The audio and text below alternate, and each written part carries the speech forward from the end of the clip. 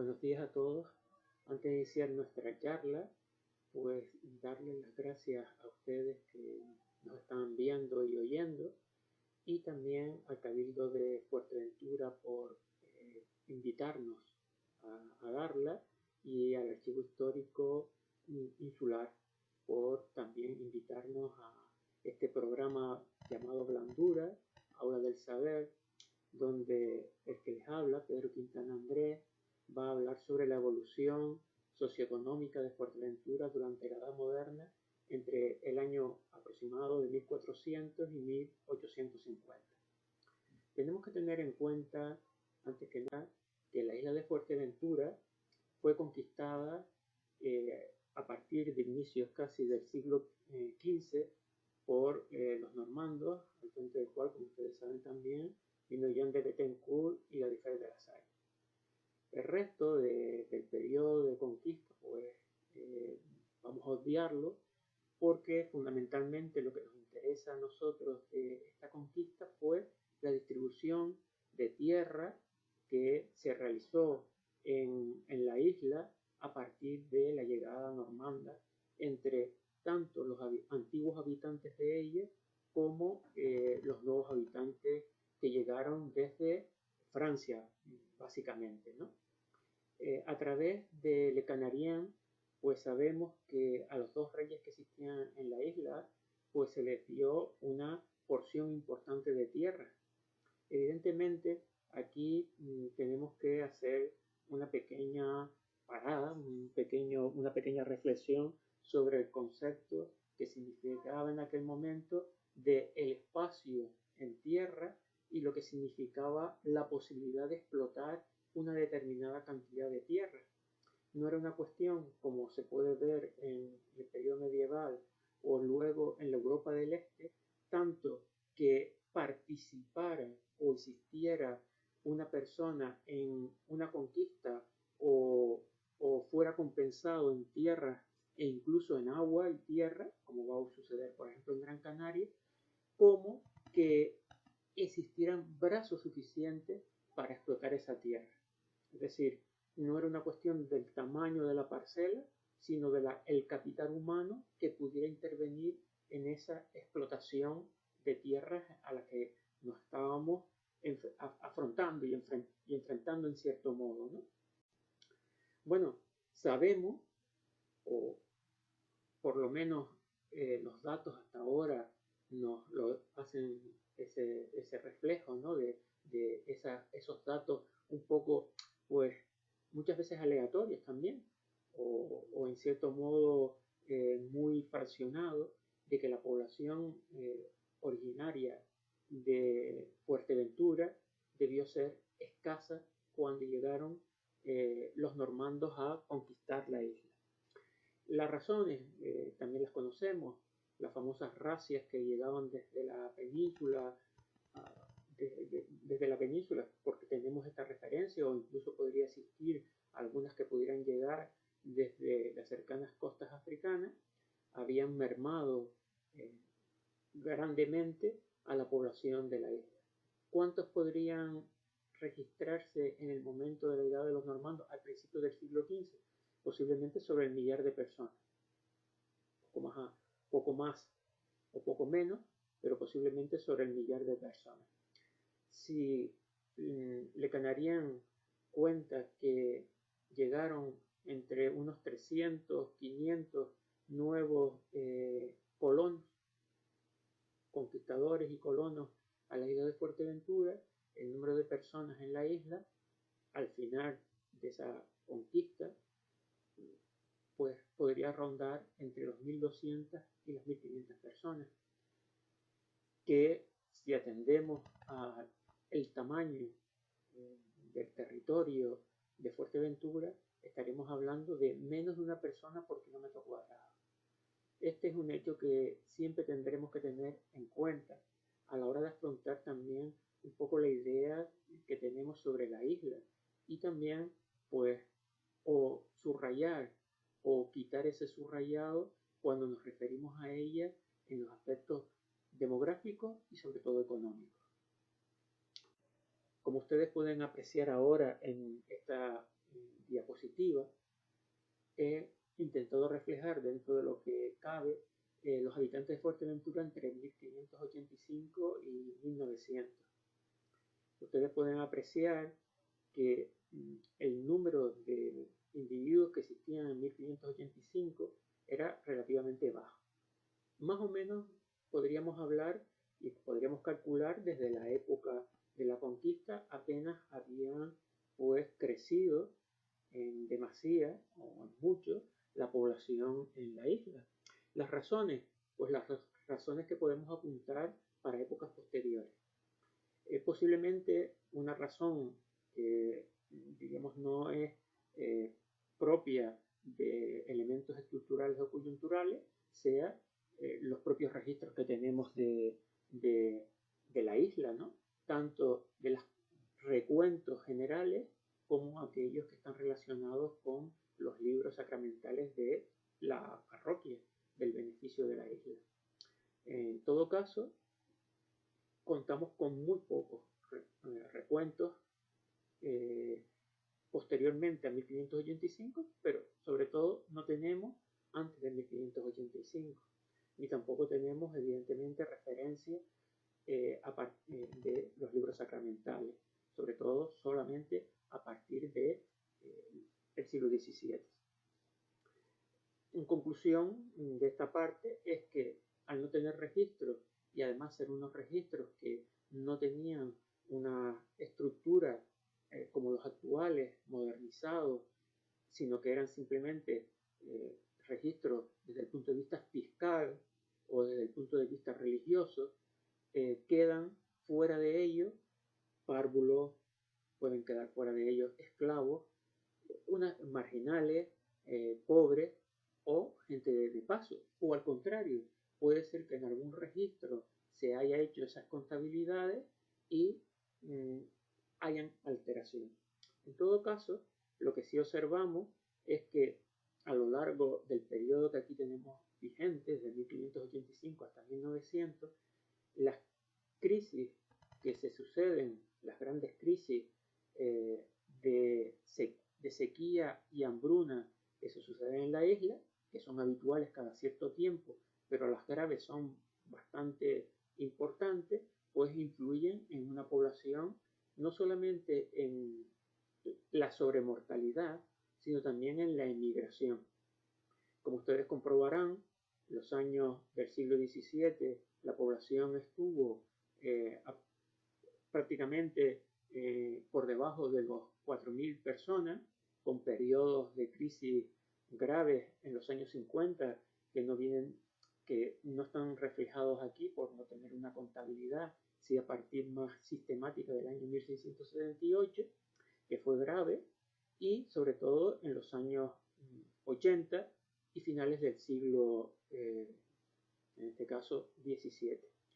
Los dos grandes periodos en el siglo XVIII que va a existir una elevada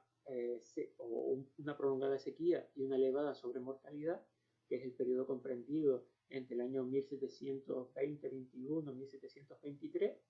Ustedes lo ven ahí reflejado, hay una muesca donde la población a finales del 17 parece que se recuperaba y cae, y luego posteriormente pues sabemos el grave periodo del año 1768 a 1772, donde se produce una profunda caída de la población que se recupera. Todas estas recuperaciones, aparentemente incluso si ustedes comprueban la que acabamos de decir de 1769 a 1772, aunque aquí refleja los datos de 1787, muestran recuperaciones considerables. Evidentemente por una sencilla razón, o por varias sencillas razones, vamos a decir. Lo primero de todo es que a finales del siglo XVIII la isla de Fuerteventura entra en una dinámica económica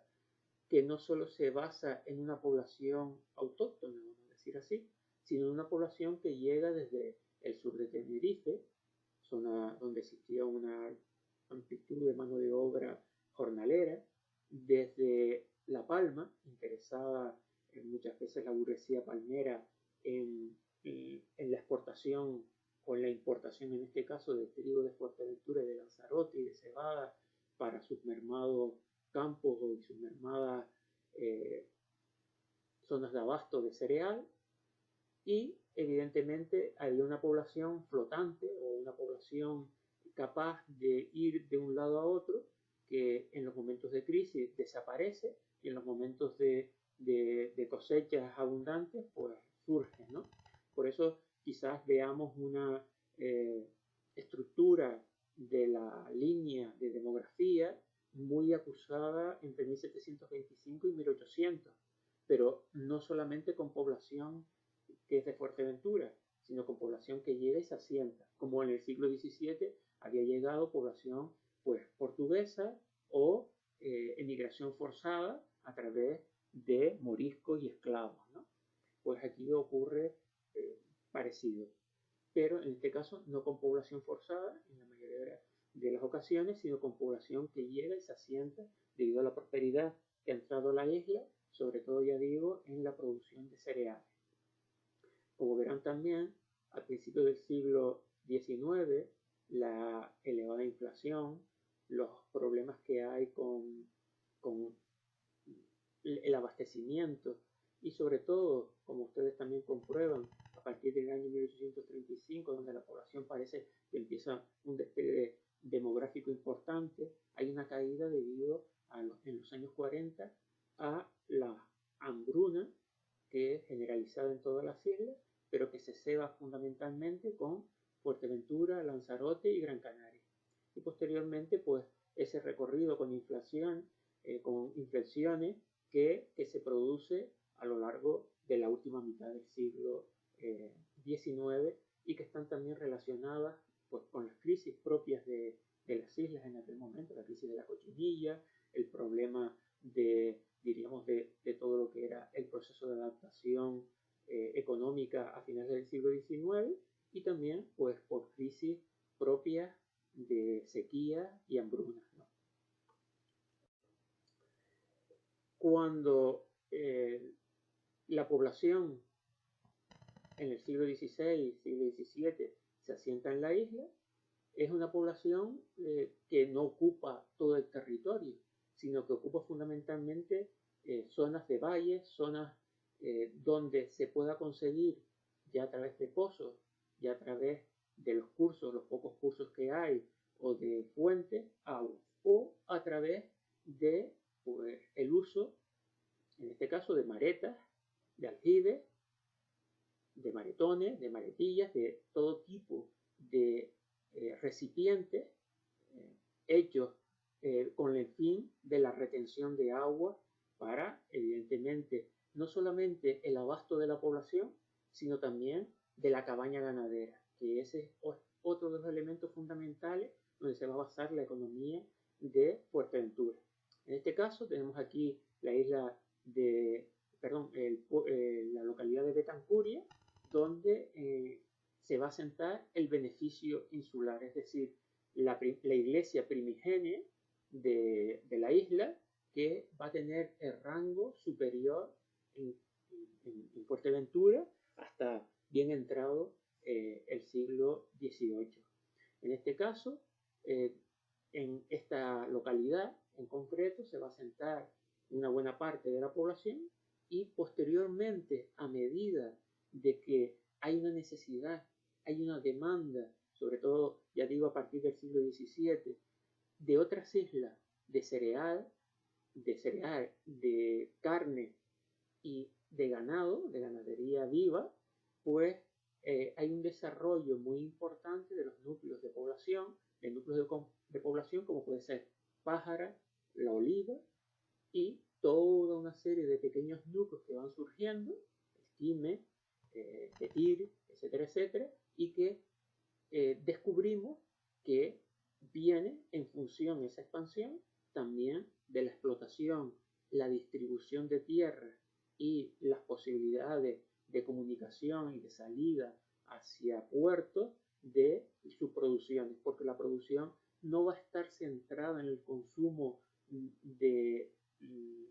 la población de Fuerteventura, sino sobre todo de la demanda exterior. Ahora, seguidamente lo vamos a comprobar. Lo que decíamos, hay otras zonas que experimentan un gran desarrollo y que incluso con el tiempo llegan a disputarle un poder, diríamos, hegemónico que tenía de Campuria desde hacía mucho tiempo, pero que empieza a disputarlo el poder, diríamos, económico, que es un elemento importante. Como ya digo, la zona, el núcleo de Pájara, donde en su entorno o la cercanía van surgiendo otros núcleos de gran importancia y zonas de puerto como Gran Tarajal, donde puede salir la mercancía, el cereal, los animales, sin necesidad de desplazamientos hacia otras zonas de la isla, ¿no? Hacia otros puertos.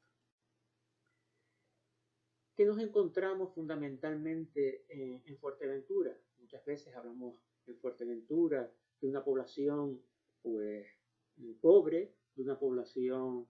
con una desgracia perenne, continua, las crisis. No podemos observar a la isla desde ese punto de vista. Es verdad que se ha hablado y se ha investigado mucho sobre esos periodos de crisis críticos, al fin y al cabo, no solamente para la isla de Fuerteventura, sino incluso para todo el archipiélago, pero nosotros tenemos que observar el devenir de esa población y observando de cerca, ajustando un poquito más la lupa, vamos a decir, de esta manera, pues descubrimos que la población es una población básicamente de pequeños y medianos campesinos, de los cuales muchas veces destaca alguno, o destaca algunas pequeñas familias, o destaca un pequeño núcleo de parentela, donde realizan funciones superiores, vamos a decir así, porque tienen unos ingresos que le permiten unas funciones superiores, como pueden ser pues representantes de la población, mayordomos de la ermita, pueden ser personas que tengan la posibilidad de una cierta acumulación de dinero, de una cierta acumulación de bienes a lo largo de un periodo determinado,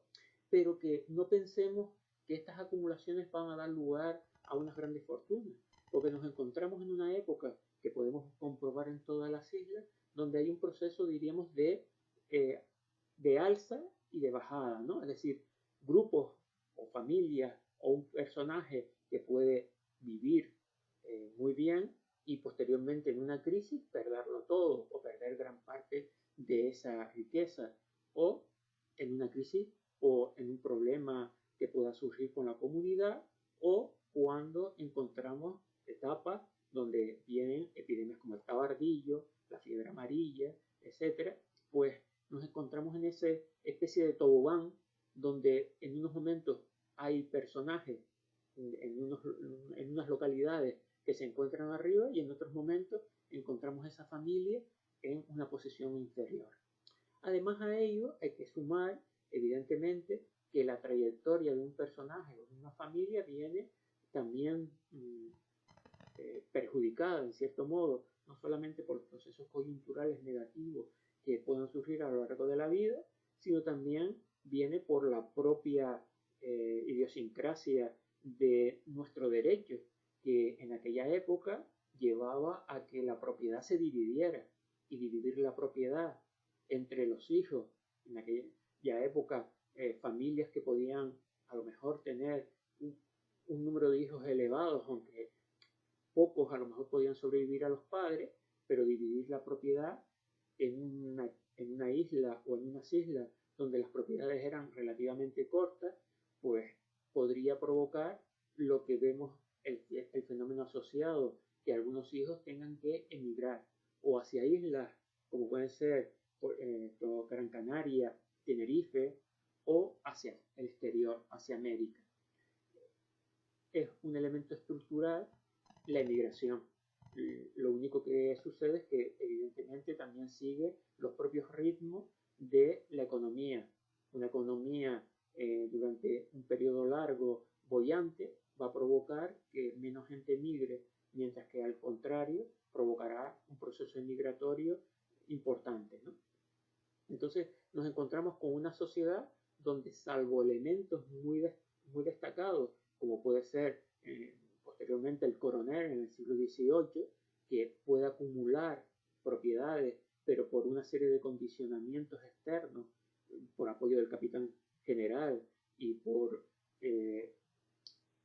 la estrategia de uniones familiares, que sobresale en la sociedad. Pero en general el campesinado o el ganadero en Fuerteventura es una persona, diríamos, que tiene ingresos medios o ingresos relativamente bajos. Hay un grupo humano también amplio que vive de la subsistencia de un pequeño ganado o de una pequeña tierra, que no le permite sobrevivir, pero sí le permite tener un mínimo de ingresos en un momento determinado. Y a su vez, esta es la mano de obra que se emplea para el cultivo de los campos, la recogida de la cosecha y el cuidado del ganado en muchas ocasiones. Cuando en el siglo XVIII las vegas se amplían a costa de los terrenos del ganado, descubrimos que esa mano de obra ya no es suficiente y por lo tanto tiene que venir mano de obra del exterior, que como decíamos es mano de obra que viene básicamente de Tenerife, La Palma y en menor medida de Gran Canaria.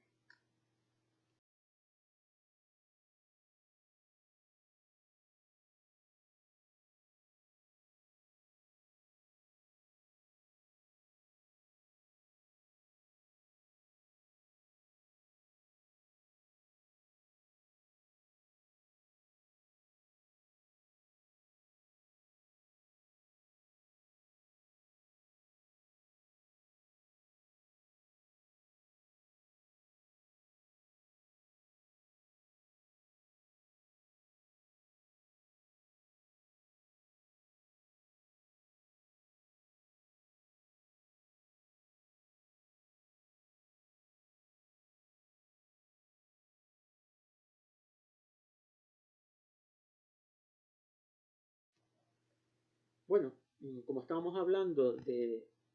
el trigo, aquí vemos precisamente la evolución del diezmo del trigo. Como ustedes también ya saben y conocen, y no nos vamos a entretener mucho en él, pues en la explicación,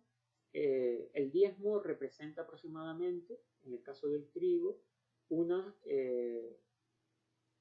10%, quizá un poquito menos, de la producción. Ya otros autores han hablado del proceso de ocultación, el proceso de no guiarnos muy estrechamente con los datos que se aportan por los diezmos,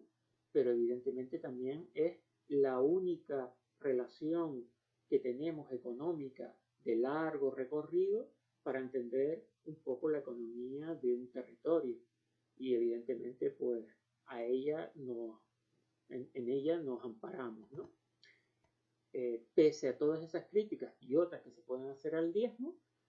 en cierto modo refleja también lo que decíamos, una evolución. Y en este caso comprobamos algo muy importante, la evolución que experimenta en este periodo que tenemos aquí recogido. Si ustedes se fijan, en el siglo XVII, la evolución de la recaudación, que comprobarán que es en selemines, recuerden, esto es un poco para redondear todas las cifras que muchas veces no tienen. Recuerden que un selemín son 12 selemines en una fanega de trigo, pues tenemos exactamente aquí dos periodos que podríamos destacar, o incluso tres, ¿no? Un primer periodo que abarcaría el siglo XVII, donde las recaudaciones son bajas en comparación al siguiente, pero tengamos en cuenta de que las recaudaciones son bajas porque el territorio explotado era corto. Es decir, había muchas menos tierras explotadas de cereal a principios del siglo XVII que en el siglo XVIII. La demanda que se produce de cereal desde islas como en un primer momento en el siglo XVI, que aquí no viene reflejado porque no tenemos los datos, de Gran Canaria fue muy elevada. Entonces, en aquella época, pues evidentemente una isla demandaba, pero con una población muy limitada, en aquel momento Gran Canaria. Pero a medida que en el archipiélago, sobre todo en el siglo XVII, se produce un crecimiento de la población, esta población cada vez, al ser más amplia, y también en algunos lugares como por ejemplo el norte de Tenerife, recibir o tener mejores ingresos, demanda mayor cantidad de alimentos. Es decir, que si una persona antes consumía medio pan al día, ahora que tiene más posibilidades puede consumir 1 o 2 panes al día o más, o obvio, o más productos, ¿no? Y ese es un elemento que tenemos que tener en cuenta. Más población con capacidad económica, también más población que va a demandar en otras islas una cantidad de cereal mucho más amplia. En este caso, sabemos un dato más o menos interesante para lo que aquí tenemos presente, que en una isla como La Palma, a principios del siglo XIX, el 25% de su consumo de trigo tenía que venir de fuera. No era capaz de sostener o de lograr con el territorio que tenía, con el tipo de cultivos que tenía, no lograba cubrir esa necesidad. Por lo tanto, tenía que llegar o de Lanzarote, o de Fuerteventura, o de ambas islas, ¿no? Vemos que el momento cumbre de esa producción, o por lo menos de esa recaudación, se realiza en la segunda década del siglo XVIII. Es una recaudación que casi supera los 90.000 selenines. Estamos hablando de una recaudación que llega pues sobre las 8.000 fanegadas de trigo, que es muy importante. Y luego hay un periodo de alzas y bajas que tienen que ver también con ciertas crisis, como la que estábamos hablando de los principios de los años 20, pero vemos que hay un proceso de estancamiento donde posiblemente hay unos picos de recaudación importantes en los años 80 del siglo XVIII y ya poco a poco, salvo a principios del siglo XIX, en un par de años que hay, va cayendo por también el proceso de ocultación y la aparición del medio diezmo, ¿no? Entonces ahí podríamos hablar de que hay un decaimiento y que ya esos datos que nos ofrecen los diezmos no son tan interesantes para comprobar la evolución de la producción. En todo caso, lo que sí comprobamos en el siglo XVIII es que hay un proceso que tiende al estancamiento. Se llega a un límite en la producción de trigo. Todo esto permite algo muy importante, la puesta en roturación de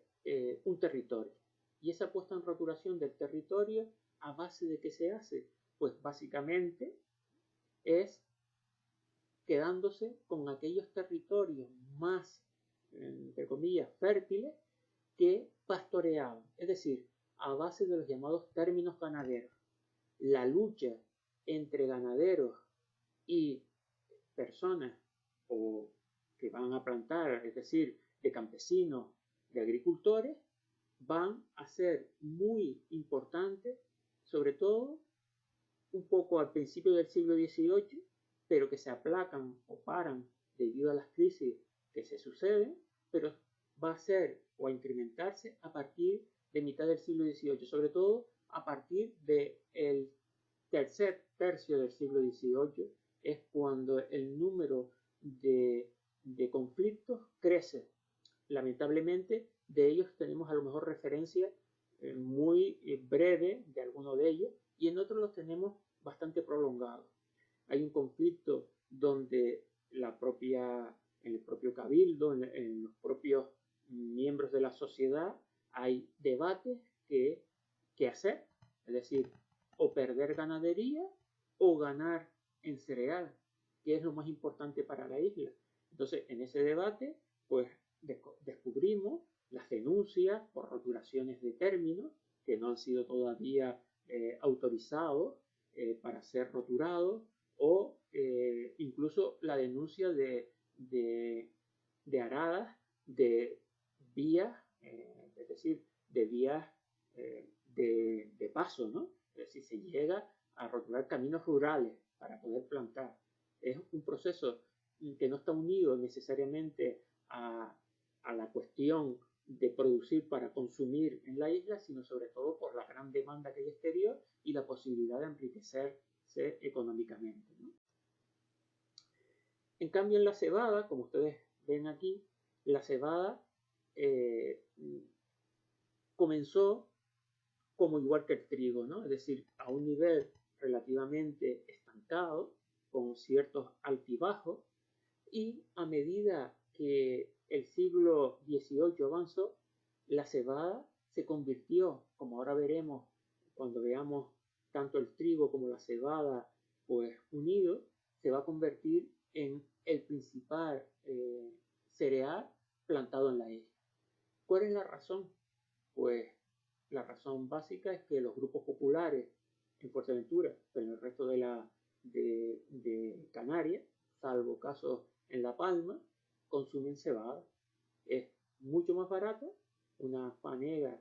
una fanega de cebada cuesta la mitad de una fanega de trigo y por lo tanto alimenta o llenaba el estómago tanto como una de trigo. Por lo tanto, la cebada se va a convertir en la base de la alimentación de los sectores populares, ya sea transformada en pan, ya sea transformada en gofre. En el siglo XVIII,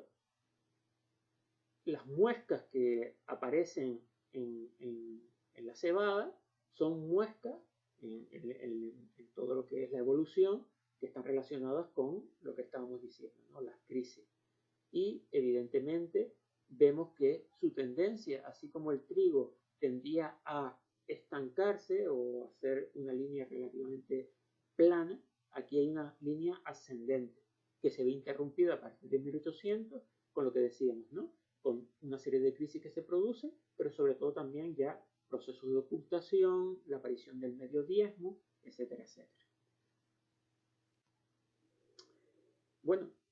antes de pasar a esa unión para donde vemos cebada y trigo juntos, tenemos aquí un mapa hecho por Tomás López en el año 1779 de la isla de Fuerteventura, y tenemos que tener en cuenta que todo este proceso, todas estas tierras que estamos hablando que se dedican al cereal, estarían básicamente localizadas en el centro de la isla en torno a lo que es Betancuria y todos estos pueblos y valles que se encuentran cercanos a Betancuria, Tetir, por ejemplo, ¿no? Mientras que en el caso de Pájara, pues evidentemente toda esta vega que hay en la zona de Pájara, que es muy, muy importante, ¿no? Toda esa zona que hay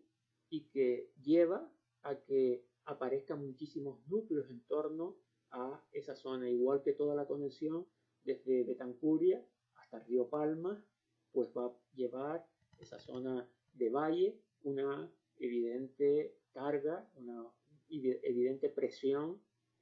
para la producción de cereal.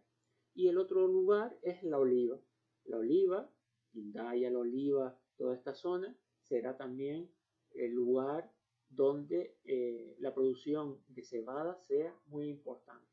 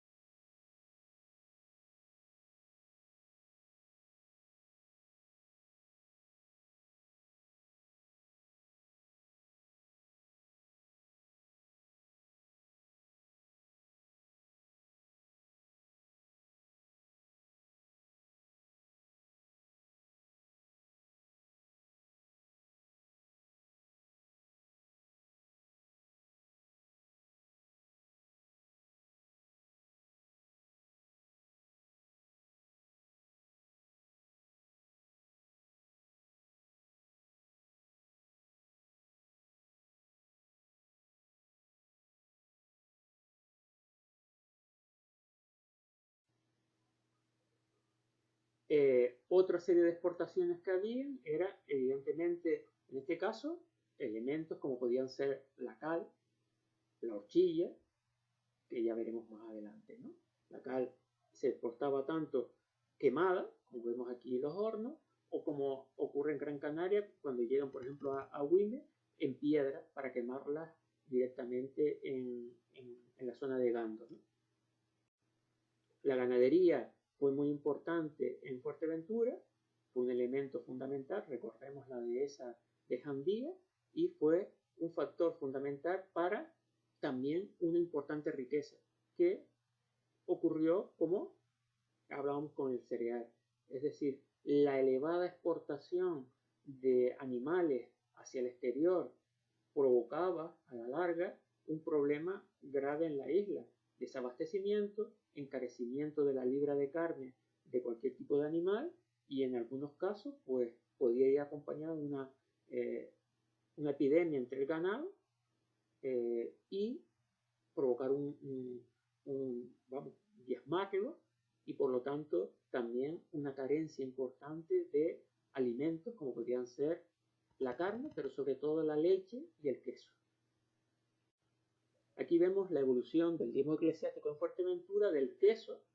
de los corderos y los cabritos, que era lo que se diezmaba. Los animales mayores no, sino en este caso corderos y cabritos.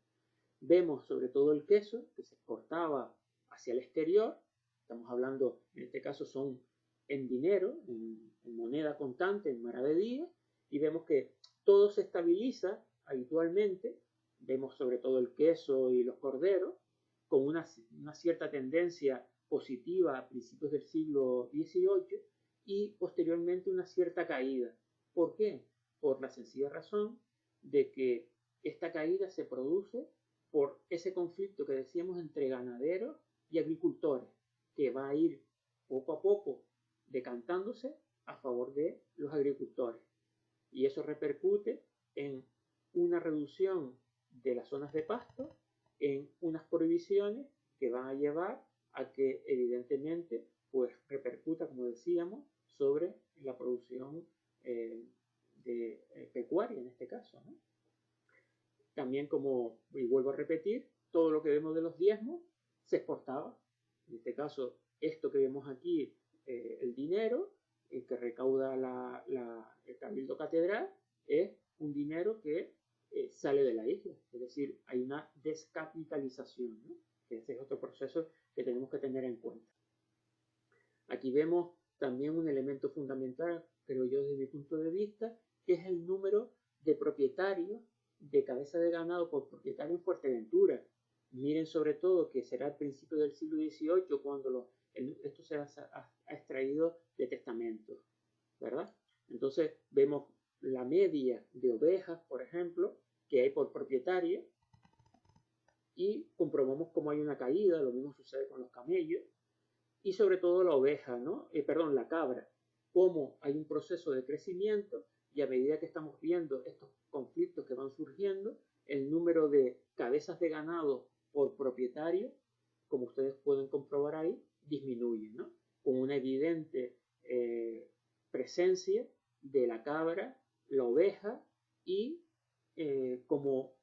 animal destacado en volumen, vamos a decir así, el camello, ¿no? Que se exporta con asiduidad a la isla, por lo menos de Gran Canaria. Aquí vemos, en este caso, la evolución de la cabaña ganadera entre el año 1771 y 1802, lo que decíamos, ¿no? Hay una caída progresiva del número de cabezas del ganado menor, ¿sí? Hay un crecimiento, un pequeño crecimiento de la oveja, pero en general no tenemos ya un proceso tan importante como lo que vimos al principio del siglo XVII y XVIII.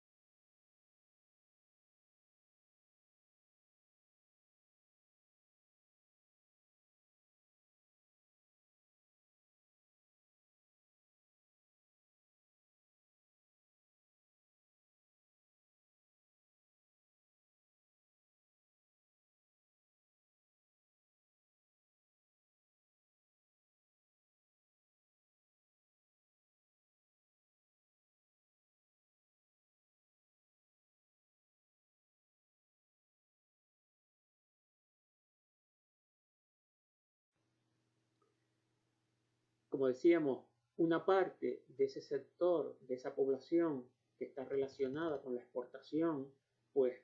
se podría permitir la acumulación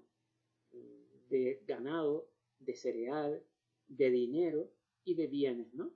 Y ahí surge un grupo que, como también decíamos, no necesariamente siempre estuvo arriba. Vemos que los apellidos principales que destacan a lo mejor en el 1650 no son los mismos que en una población que en el año 1670 o a principios del siglo XVIII.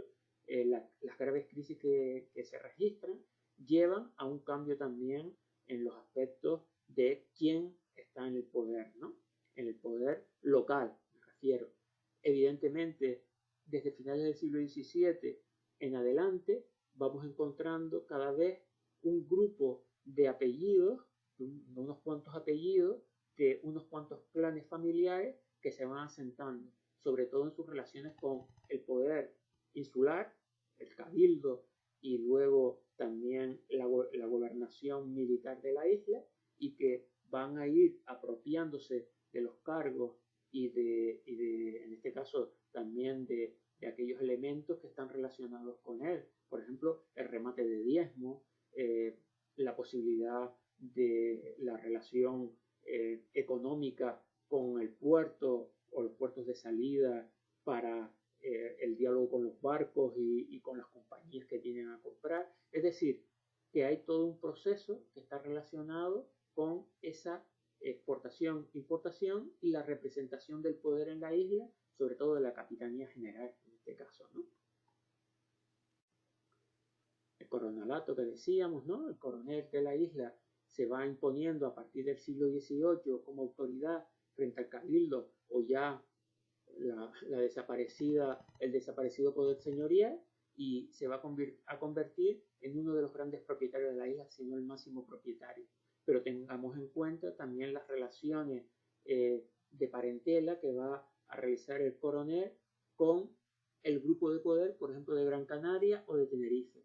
Ese apoyo va a llevar a su vez un trasiego de capitales de una a otra con el intento de incrementar el poder económico de las familias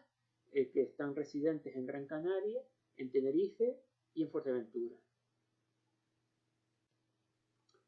Si la riqueza, otra de las riquezas de la isla fue la horchilla, sobre todo en el siglo XV, XVI y XVII, a finales del XVIII, la barrilla va a significarse como uno de los elementos significativos, importantes, por el cual la isla va a tener un nuevo incremento económico, la barrilla. Una barrilla que se puede extender y se extiende con facilidad en el campo de Fuerteventura y que por lo menos hasta, según nos dice en este caso Escolar y Serrano, hasta bien entrado o finales, perdón, del siglo XVIII y principios del XIX, había que llevar transformada a Lanzarote para allí exportarla hacia el resto del mundo, hacia los mercados de demanda, hasta que se pudo exportar desde Fuerteventura. En todo caso, esto colocó a la isla en el mapa del mundo, porque tanto en Fuerteventura como en Lanzarote, la llegada de barcos desde Nueva York, desde Londres, desde las zonas de demanda, llevan a un trasiego económico importante que empujan al crecimiento de Puerto de Cabras o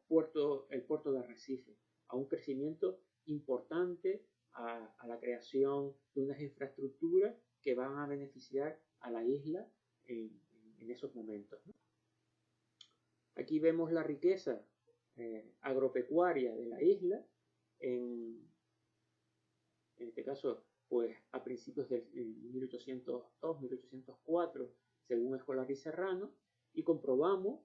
sobre todo lo que vemos es el porcentaje del producto del valor en reales, que el trigo y la cebada suponen casi el 35% de lo que produce la isla y de la riqueza de esa producción. Eso es un elemento que vemos que es estructural durante mucho tiempo. Y también la ganadería. Fíjense, en este caso, el valor del ganado cabrío, lanar, pero sobre todo el vacuno, que se va imponiendo, o del queso, que estamos hablando. En general, la producción agropecuaria pues ocupa un espacio muy importante, el valor en el conjunto del Producto Interior Bruto, vamos a decir así, de la isla, ¿no? Y luego un elemento novedoso, que es el que estábamos hablando, que era la barrilla, que supone en el año que Escolar hizo su estadística, casi el 13% del valor interno de la isla. Para que veamos cómo vamos a descubrir a través, por ejemplo, de los protocolos notariales, la venta, el incremento considerable de tierras no destinadas al cultivo de cereal ya, sino al cultivo de la barrilla. Este sería, pues, un poco lo que acabamos de ver reflejado en proporciones, y vemos que, sobre todo, la producción agropecuaria y el trigo y la cebada son elementos que se repiten en la historia de la economía insular a lo largo de todo el periodo que acabamos de ver, desde casi 1500 hasta bien entrado el siglo XIX. Lo que decíamos, ¿no? Zonas como la oliva va a verse beneficiada, y sobre todo el coronel de la oliva, el coronel de la familia que ostentaba el título, donde comprobamos que todas sus ganancias o parte de sus ganancias van a estar invertidas en tierras que se van a dedicar básicamente a la producción de barrilla. Esas tierras, igual que hacen otros, no solamente el coronel, sino otros miembros del poder en la isla, van a comprarse masivamente, sobre todo en la época de crisis, cuando los precios se estancan o bajan, y es el momento de conseguir tierras a muy bajo precio, o tierras que no se lograrían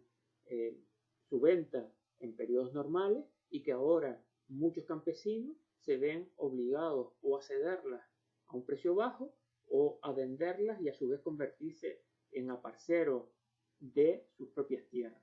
Ese es un proceso que se observa en todas las islas, pero especialmente subrayado en Fuerteventura. Y finalmente, ya un poco para concluir ya esta charla, pues que viéramos pues, en esta estadística de 1857 a 1861, cómo todavía pues, el trigo y la cebada siguen siendo un elemento fundamental para la exportación y para la producción y la riqueza insular. Miren, por ejemplo, el año 1860, donde la isla produce más de 50.000 fanegas de cebada, que van,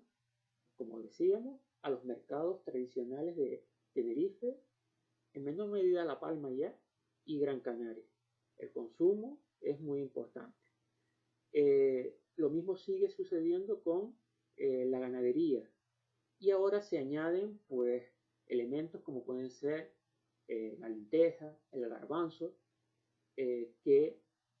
también llegan al mercado, en este caso de Gran Canaria y Tenerife. Son elementos demandados. Todo relacionado con los grupos populares, el consumo de los grupos populares, y evidentemente el proceso que se genera en la isla es un proceso de sostenimiento de la producción tradicional frente a lo mejor a islas como Tenerife, que entran en una dinámica, o en Gran Canaria, donde se empieza a introducir el tomate, el plátano, etcétera, para la exportación. Fuerteventura, diríamos que ante sus características y peculiaridades en tierras, y evidentemente la escasez de agua en general que ha tenido, pues se refugia, o no le queda otro remedio que en la producción hacia el mercado regional, que en cierto modo la protege de los vaivenes de la economía de exportación, de la economía hacia el mercado exterior, y le permite mantener un desarrollo bajo, pero relativamente permanente, salvo los procesos de crisis que se producen pues, a finales del siglo XIX, o con la Primera Guerra Mundial, o la Segunda, o con la Guerra Civil, le permite mantener una población dentro de unos niveles demográficos aceptables para el desarrollo económico de la isla, y a su vez proteger en cierto modo su producción tradicional hacia el mercado regional,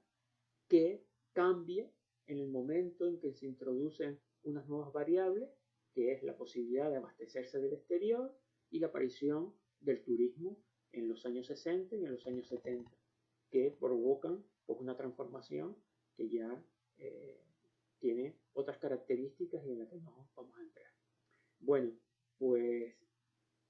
darle las gracias por su atención y hasta otro momento. Muchas gracias.